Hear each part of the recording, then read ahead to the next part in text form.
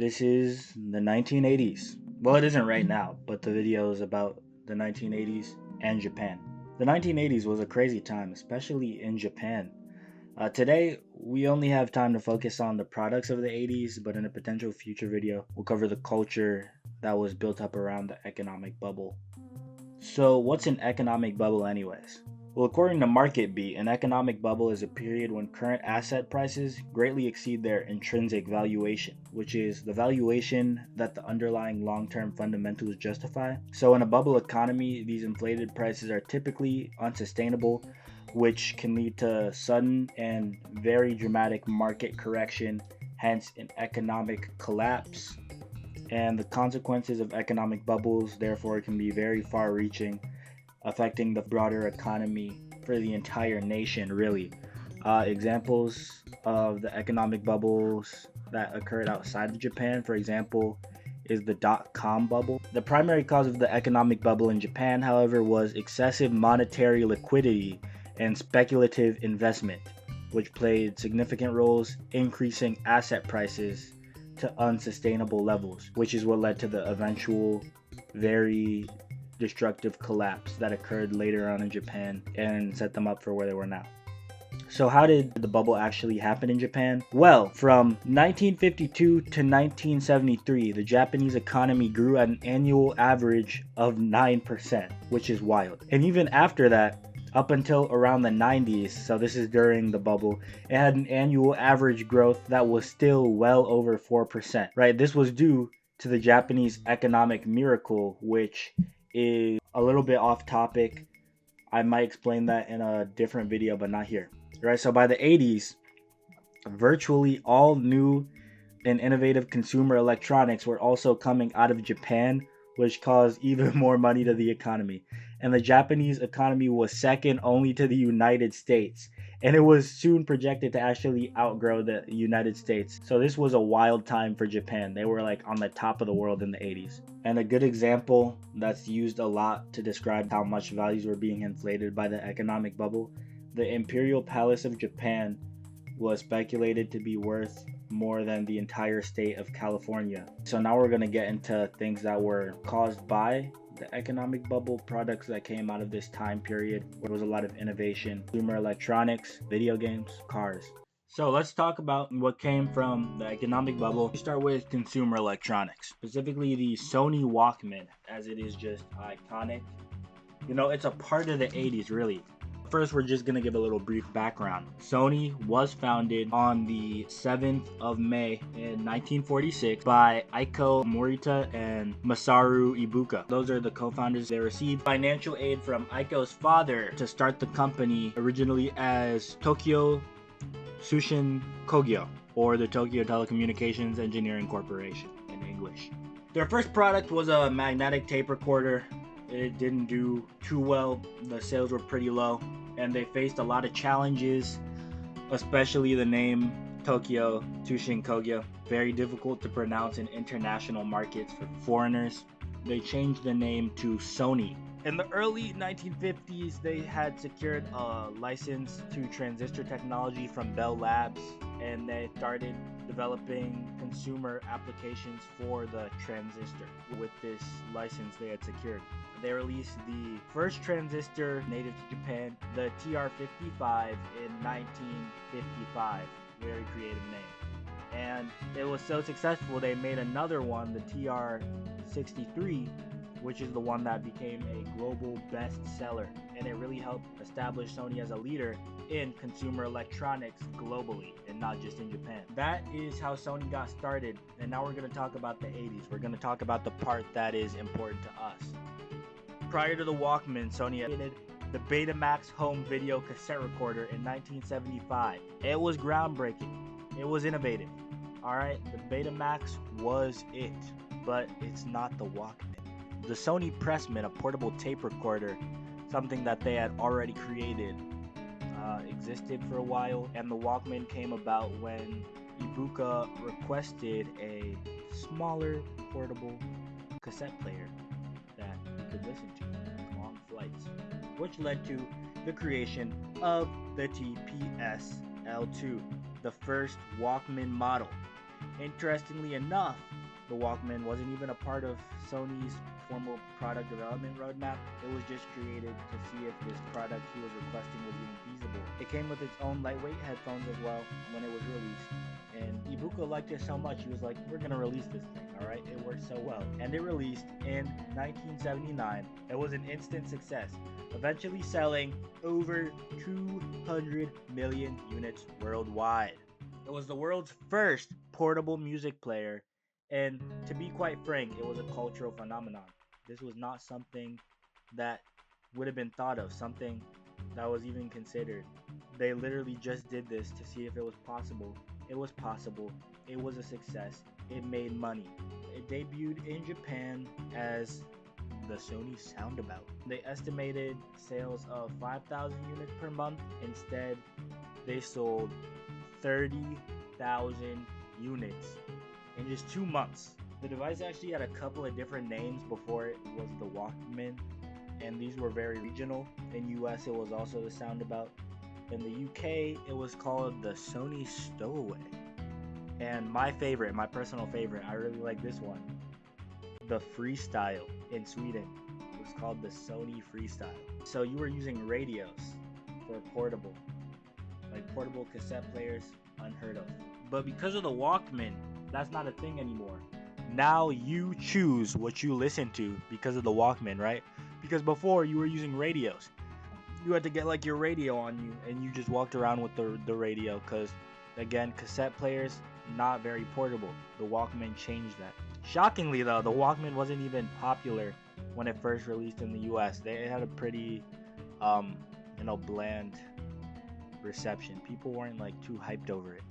But it did catch on eventually, and as we know, it's a symbol of the 80s. So when it caught on, it caught on. This actually helped cassette tapes outsell vinyl for the first time in history and become the new music format, cassette tapes. They later released the WM2 in 1981, the WM20 in 1983, and in 1984 they had auto reverse. And by the end of the 80s, over 100 million Walkmans had been sold. The console wars. Iconic. But that's the 90s. So let's take a step back and look at the foundation of these two key players in the console wars. Both happen to be Japanese, Nintendo and SEGA. Yeah, we're not talking about the PlayStation and Xbox One. Let's dive into the beginning of Nintendo and SEGA. Spoiler alert. One of these companies was led by what I'd call a real freaky fella. Starting with Nintendo. Nintendo actually did not start as a gaming company. It began in 1889 as Hanafuda playing card manufacturer called Nintendo Kopai, founded by Fusajiro Yamauchi. But because this is just the background, we're gonna start going rapid fire with these. When Fusajiro retired, he left the business to his son-in-law, Sekiro Yamauchi, who had a very actually brief tenure left. He ended off to Hiroshi Yamauchi, who's this guy. He was a character. So people actually didn't take him that seriously at first when he first got onto the board as president of Nintendo Kopai. To assert his authority, he did what any reasonable individual would do, and he promptly fired anyone who even remotely challenged his authority.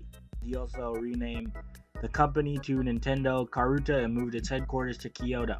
Under his leadership, Nintendo experimented with multiple different business ventures, including making plastic playing cards. They started mass producing cards by 1953, first company in Japan to do it. They made Disney themed cards. They also had a lot of silly stuff, like taxi companies, but Takiro was not a fan of these things called unions, so that ended pretty quickly. There were also instant rice and love hotels, which Hiroshi was actually the number one customer of. But many of these ventures were unsuccessful. The one successful venture that turned Nintendo into the company we know it as today really was the Ultra Hand. Give it up for the Ultra Hand. And this was created by a toy engineer named Gunpei Yokoi. He also created a few other toys for Nintendo after that. This entirely shifted the focus of Nintendo, which actually led to the creation of their first home console, the Color TV game 6. Why is the first one called 6? And the Color TV game 15. Why is the second one called 15? The 15 was actually sold at a loss, which caused them to create the CTV 15, which is the same name but abbreviated, if you couldn't tell. And it was cheaper to produce, which is why they made it to save money. And it saw some success, but couldn't compete with the big money maker, the big thing that was popular at the time: arcade machines. Enter Shigeru Miyamoto. In the early 80s, Nintendo's arcade game, the Radar Scope, was an absolute flop in the US, alright? It was leaving warehouses filled with unsold cabinets. We're talking corner to corner.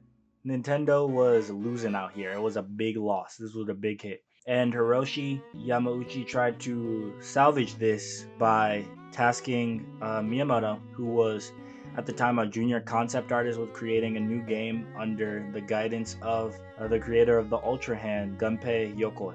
They created Donkey Kong. They then entered the home console market with the family computer, aka Famicom, in Japan, and the international version, the NES.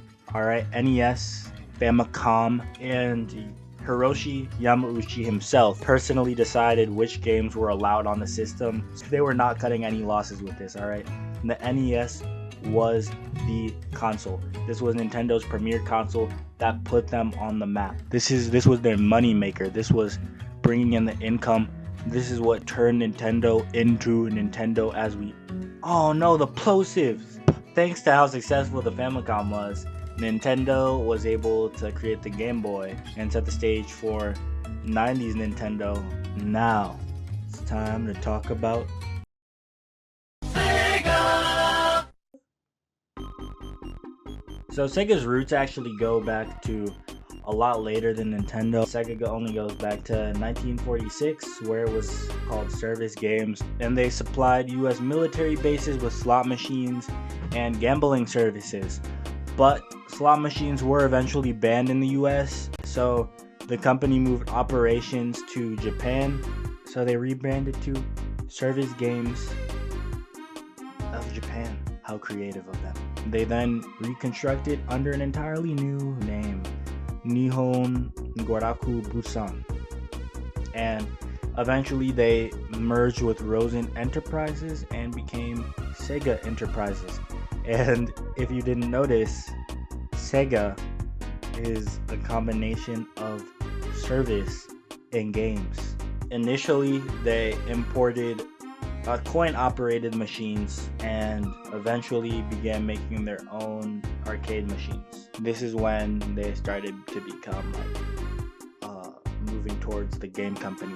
And in 1983, they entered the home console market with the SG-1000 on the same day as Nintendo's Famicom released. It did feature iconic titles such as the loved, critically acclaimed, best game of all time, Congo Bongo. But Congo Bongo could not overpower the absolute beast that was the Famicom. So Sega kept iterating on the SG-1000 to try and figure out how to beat Famicom. Alright, so the first iteration of this was the SG-1000 Mark II in 1984, which introduced peripheries like a keyboard and card-based games, which was actually, this is like new for its time, so this is pretty impressive. And in 1985, the SG-1000 Mark III, and that one was rebranded as the Sega Master System for international markets. And while it boasted iconic games such as Prince of Persia, Sonic the Hedgehog, actual iconic games, even though it did have iconic titles, it still failed to challenge Nintendo's dominance. Unfortunate. But they had a plan. SEGA assembled its top engineers. Alright, we had Hideki Sato on this. We had Masami Ishikawa on this. Alright, and many more. But those were the main two. Sato and Ishikawa. They developed the Mega Drive. Let's do that again. The Mega Drive. Also known as the SEGA Genesis in the US. Alright. This did it. This did the job. Alright, it had a powerful 16-bit processor, which was crazy for its time. This was new, top of the line. There was nothing out there beating this. Not only that, but they used aggressive marketing. So the Genesis did succeed in America, even though it did struggle a little bit in Japan. Yeah, I am a Detroit resident, meaning I'm physically incapable of refraining from discussion on cars. So, showing my true colors, being a Detroiter. When it comes to cars, Toyota is pretty good. So we're going to talk about Toyota. Toyota was started by Sakichi Toyoda with a D. Alright. Born in 1867, and he is actually known as the king of Japanese inventors. So he's no joke. And Toyota grew up loving European literature, European knowledge. Alright, he was lucky enough to be able to consume a lot of this literature as well, and it inspired him. In 1890, Toyota created his first wooden loom. In 1896, he invented the electric loom. That's right, he invented it. In 1906, he developed the circular loom.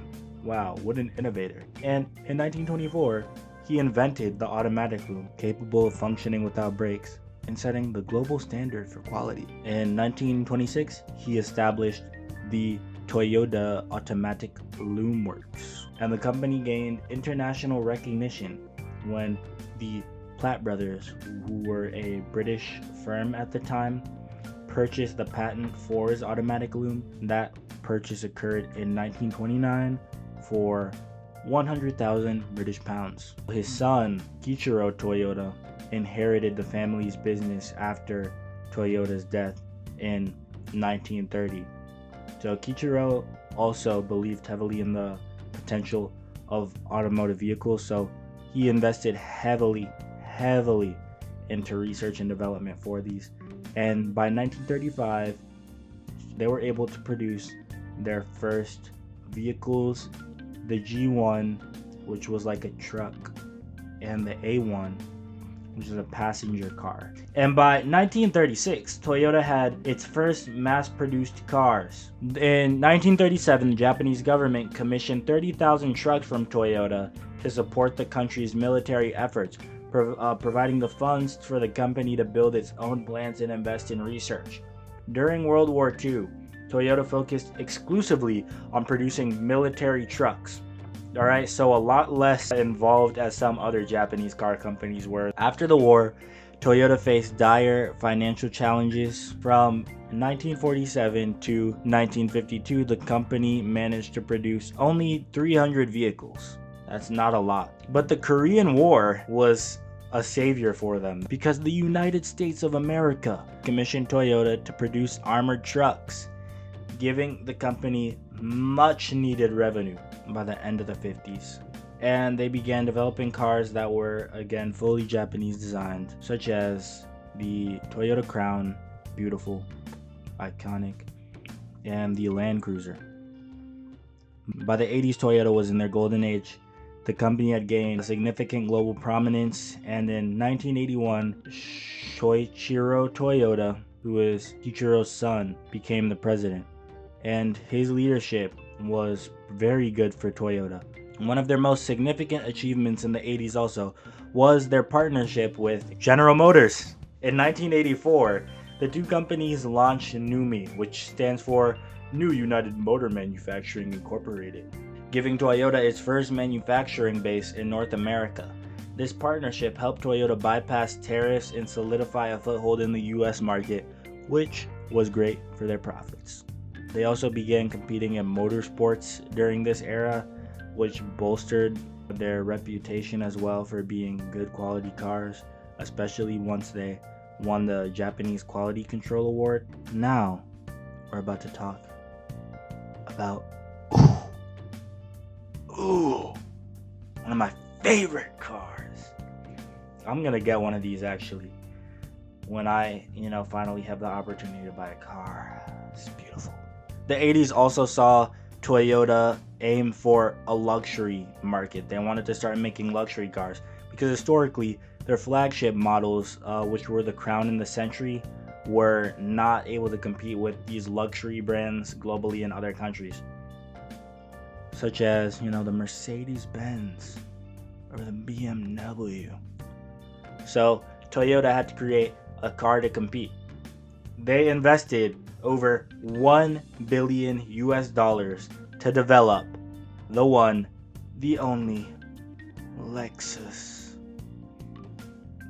In complete secret at that. This was a secret, like no one knew this was happening. It released in 1989. The first Lexus was the LS 400, and it was an engineering marvel. It combined groundbreaking features with unparalleled reliability, setting a new standard for luxury vehicles. And because of this, being developed at the end of the 80s, 1989, its amazing story is out of our reach. I wish I could talk about it, but I don't make the rules here. Time for my favorite part of the video. Alright, the outro. So, we talked about the 80s and we talked about Japan. We talked about Japan in the 80s and we talked about the 80s in Japan. There was a lot of cool stuff going on. Sega and Nintendo, Toyota, the Walkman. Very nice. A lot of good stuff. But that's not what we're here for. We're here to do a good old-fashioned YouTube outro. We're gonna do some shameless e-begging. Please subscribe, please, I'm begging you. Subscribe, like, comment, interaction, share. Give me a like, give me a subscribe. I'm on my last line here. Alright, I'm on my come up. I'm a fresh channel. Give me something, give me anything. Please, I'll sing for you guys. If this video gets 50 likes, I will sing in the next video. I'm gonna scratch my plan for what the next video was supposed to be, and I will sing in the next video. So please like. And if we can get one new subscriber, not only will I sing, but I'll do a face reveal. So while I'm singing, I'll also be doing a handstand. But I need that interaction first. So give me some interaction. Anyways, see you guys in the next video. And we're going to talk about the United States of America in the next video, my home country. And specifically, we're going to talk about California, Silicon Valley. Anyways, I'll see you guys in the next one. You never see it coming.